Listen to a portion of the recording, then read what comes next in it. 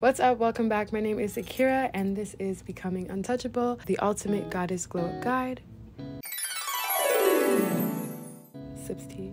It's hot. Hold on, it's too hot. You know what? We're gonna add some flow because we've been doing a lot of structured things, and this is a structured thing that we're doing. So we're gonna add some flow in here. So every period or era of transformation has a catalyst. Go figure. You were the trigger. And a lot of our catalysts happen to be pain. If you're a woman, it's probably heartbreak or some sort of like physical pain. Grief comes from a sense of loss, whether it's physical loss, it's separation. And my grief has come in a lot of ways from heartbreak, which obviously can stem from trauma, codependency, daddy issues, mommy issues. But the main point is that pain is our greatest teacher. And so when we get to the point of feeling is good, feeling is important, but that discernment, which I've talked about in the beginning of the series, if you haven't seen my video on discernment, please go watch that. The discernment is what we need to know when we're feeling good and it's actually because something good is happening and because the person wants good for us, they have good intentions for us, or when we're feeling good and someone's trying to manipulate us, someone's trying to gaslight us, someone's trying to get some energy out of us or energy harvest from us. I also want to make a video on that or like have a little segment.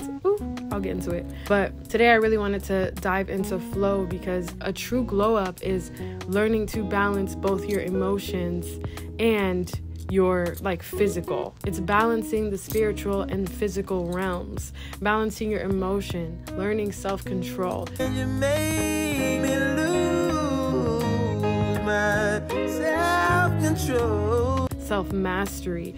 That to me is the ultimate true glow up. When you can feel your feelings and know when, hey, you actually shouldn't be hanging around this person or you actually shouldn't be doing this right now. Knowing that we need everything in moderation. As a doctor who sees mainly women who have facial hair or PCOS, one of the things that I truly believe that is going on with these women is the fact that they are not doing the type of work that works for their body.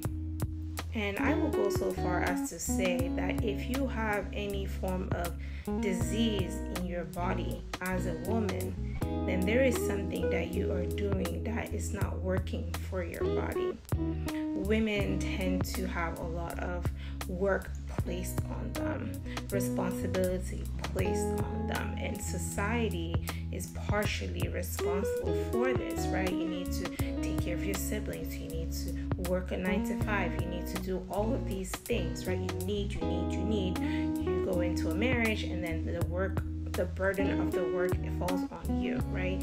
And so a lot of women are taught to take in a lot of this work, to carry this burden that isn't their burden to carry. And so if you're doing work or if you're putting stress on yourself that is beyond what your body is capable of, that is going to raise your cortisol levels. And if your cortisol levels are up chronically, that is going to lead to disease. For some people, it's going to lead to high testosterone and they're going to get facial hair. For some people, it's going to lead to activation of autoimmune diseases. For some people, it's going to lead to cancer. It doesn't matter. It could lead to mental health issues. But the bottom line is all of these diseases, disease is because people are not at ease. Their lives are not at ease. And you have to then ask yourself a question. If you're a woman, you were born a woman, and you're developing facial hair, you're developing male characteristics, then maybe you're doing the work that a man is supposed to be doing. Because if you were at ease, you wouldn't have disease, right? And so a lot of women, and I'm talking to women because this is who I primarily see in the office, need to truly tap into ease in their life. You need to start setting boundaries. You need to work less or work on things that bring you joy and purpose and fulfillment, and not work on things that bring you stress. Because if you're working and feeding something that gives you stress, then you're making it grow. And if you make the stress grow, you're going to get sicker. It could be mentally, it could be physically, it could be spiritually, it could be financially. It doesn't matter. Whatever you put energy into, if it's not working for you, it's going to manifest in your body as dis-ease. not going overboard, not getting too delusional or not getting too disciplined like I had felt like I was doing, which made me not want to do this video. So that's why I got my cup of tea. That's why I lit the candle. Our era of transformation typically start based off of a heartbreak or some sort of loss. And grief, as I'm still processing things and still feeling my way through things, grief is one hell of a beast. Grief will show up at a random time and you're like, wait, what? I wasn't prepared for this. I don't know how to deal with this. I'm not supposed to be feeling this feeling right now, but feelings, they don't have a time and place. They pop up whenever. Some little thing can trigger a memory, and you have to know how to control your emotions in a way where, you've been dreaming of this opportunity and now you can't do it because your emotions are getting the best of you. You know what I mean? Like, you don't want to self-sabotage, because that's what it can lead to. And it's very easy, I feel like, to self-sabotage, to tell your mind an assumption and assume it's right and just go off of that and be like, yeah, okay, no, this wasn't even gonna happen either way, or this is too good to be true, or like, no. We need to really every day be working, not even every day to put that pressure on you, but like really paying attention every single day, really paying attention and taking note and observing. It can be one of those emotions where it's repressed, and when it does get triggered and come up, it can feel life-shattering and life-altering. And we need to be able to allow ourselves the space to process these things with grace, because as women, grace can be like our fortitude. Like, we give grace so naturally because we are women. We are compassionate, nurturing, empathetic beings. If you're around kids, when you see a kid about to do something bad, like, your instincts are gonna jump in and be like, hey, don't touch that. Like, that's just who we are. Whereas maybe a man, because they're so wired to think on what's in front of them and what they have to do, and they may not notice that. Our job is to pay attention, and that is a part of our superpower, is how we notice, how we pay attention, how we express ourselves, how we show care, all of these things. Between grief and grace, where do we find that fine line? There's 5 stages of grief, and I got my iPad on me, so I'm gonna pull up the 5 stages of grief. Number 1 being denial, number 2 being anger, number 3 being bargaining, number 4 being depression, and number 5 being acceptance. Tell me you have not felt one of these 5 stages in your life. Drop a comment down below and let me know if you have been through any of these. I can tell you I've been through denial, I've been through bargaining, I've been through depression, I've been through acceptance. I cannot say anger.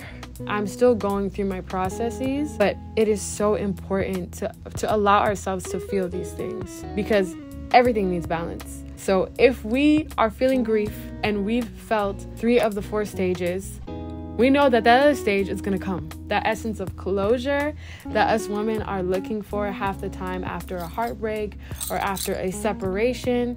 This is how we find our closure for ourselves within the 5 stages, really allowing ourselves to feel our way through it and not put a time clock on it, because that would really mess with the flow. The feminine is about feeling our way through it, versus the masculine is about like doing it, planning, executing, doing it, versus the feminine is like, okay, let's check in with ourselves, let's make sure we're breathing, let's make sure we're taking care of ourselves, making sure we're looking good.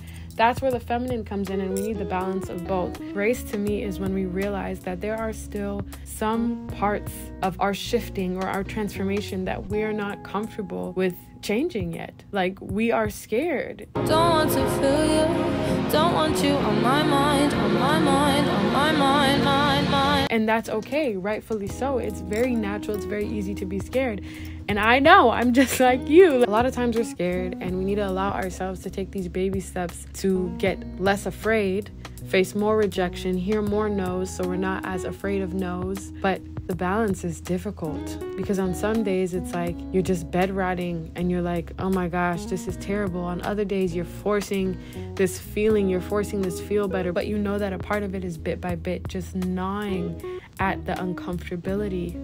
And sometimes it can be so strong. Y'all, I remember going to some events and really just feeling like this ache of like loneliness, being like, okay, I'm here, and telling myself like, ugh, I don't know if I'm going to enjoy this. This is going to be stupid. And then being like, no, don't say that. You know, this is not in your, this is not in your vocabulary. You know, you're doing all this work. You're here for a reason. I would have to reaffirm myself and reassure myself.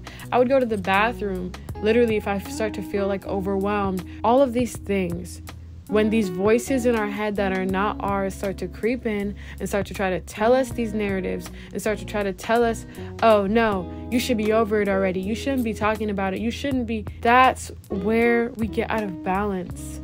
Because if you are still hurting over that person, allow yourself to keep hurting. And whoever cannot hear you, let them fall away. Let them fall away. I would not be here. I would not be here if it weren't for God, my family, my real and true friends, the ones who would not turn me away when I was still talking about the same situation over and over and over. I know I yapped their ears off. I know, but they gave me the space to heal and feel in moments where I needed it. That is where we find our balance between grief and grace. We need those moments of, I don't really know what's going on. I couldn't tell you my next move. We need those moments of, I don't know where to start. All we hear from our friends is like, I got you, sis. The reassurance. We love that I'm gonna be here no matter what along the way, supporting you. Even if I don't know what it looks like, even if you're scared, even if you fall, I will catch you. This is where we also find our faith. In between grief and grace, we find our faith. This is when we get really serious about what we believe in. Do we pray? Our spiritual habits, like all of that starts to fall in place. Because whatever you are following, when you lose your way and you're trying to find your path, you're looking for a leader. And if you were led astray by someone and you thought this was the light, you lost yourself. So in order to find yourself, you need to reconnect with your spirit. I don't know who you pray to, but if it's God, reconnect with God. Reconnect with your spirit team. Reconnect with your ancestors. Reconnect with the universe. Reconnect with yourself. Yeah, reconnect with yourself. The point of transformation is to grow, right? And growth looks different at different stages. Sometimes growth looks like getting out of bed and brushing your teeth, and that is growth. Maybe you're in the depression stage of grief and you just need to bed rot, and you just need a friend who's going to come over once a week and say, hey, get up, it's Friday, we're going out. Or maybe you need that friend who's going to come over with a pint of ice cream while you feel your feelings, because a lot of times that's necessary, and we don't really give ourselves the space to do that.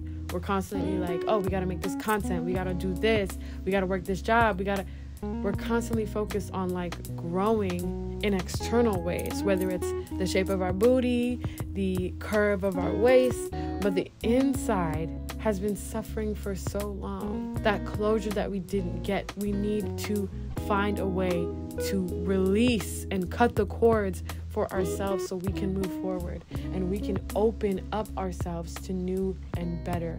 Here's a list of ways you can release your rage on a weekly basis. My name is Ani. I'm a somatic and vocal release practitioner. The most important parts of getting this energy out of your system is to use your body and to use your voice. This is so that we don't keep intellectualizing and just speaking about our experiences. Number one, what do kids do when they're angry or don't get what they want?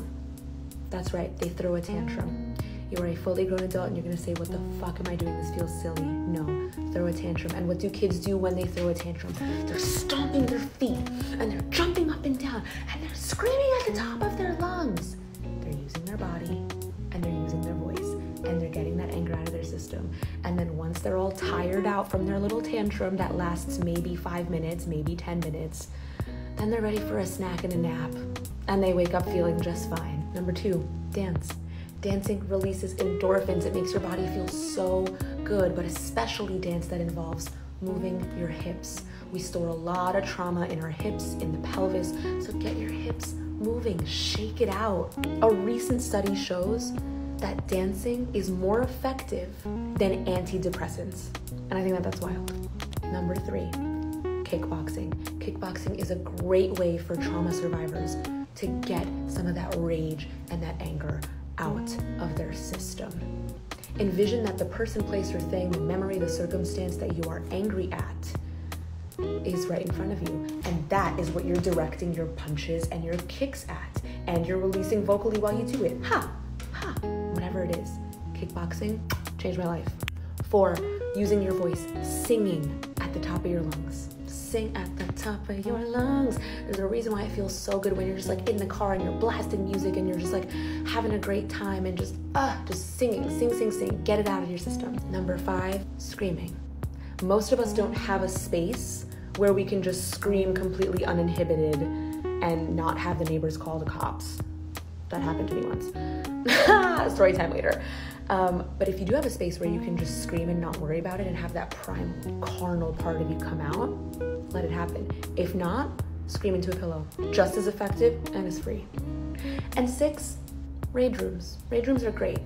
I don't recommend them because they're a little bit expensive, but at least you have the space to scream and to throw stuff and break stuff if you need to. Another great place to scream is into the earth. Get some dirt. Go put your face in the grass.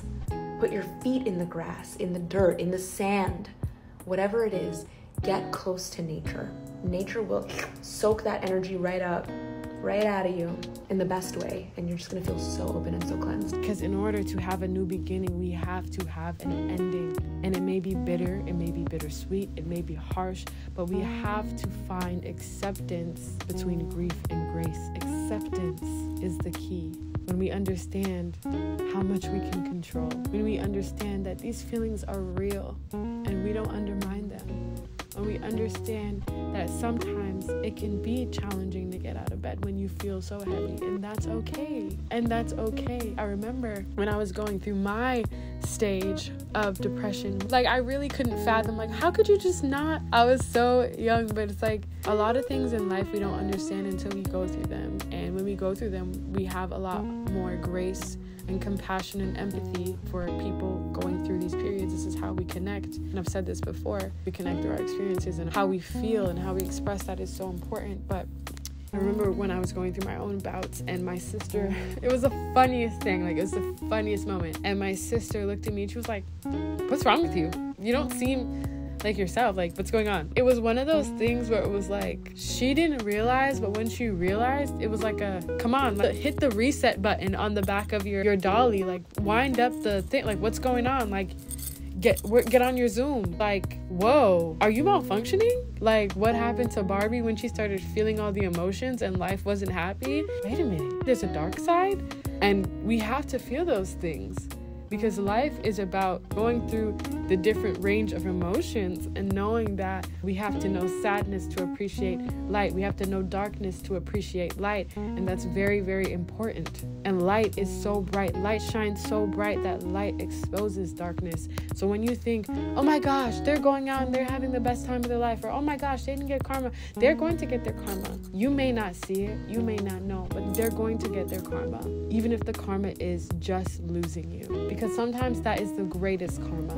You get to live your life growing and leveling up and becoming a great person, and their karma, the revenge that they wanted to get on you, is them not having access to you, is them not being in your life anymore. Sometimes that's enough, but we have to come to a place where we can reconcile with our emotions, feel them, and let them pass, because it is not the attachment to the person, it is the attachment to those emotions that center around a bigger, grander theme. And when we can learn how to feel those emotions and give ourselves love, which we're all still learning, myself included, I think that's where the transformation really comes into play, because we can embody these traits and we can this and we can that, but grief has a funny way of showing up when we least expect it. When we're having a good day and something triggers a memory and we're like, all of a sudden we're back in that place, we're back in that space, and instantly tears. Or you hear that song that was a special song between you and that person, or between you and your loved one, and you hear that song, it just takes you back to a place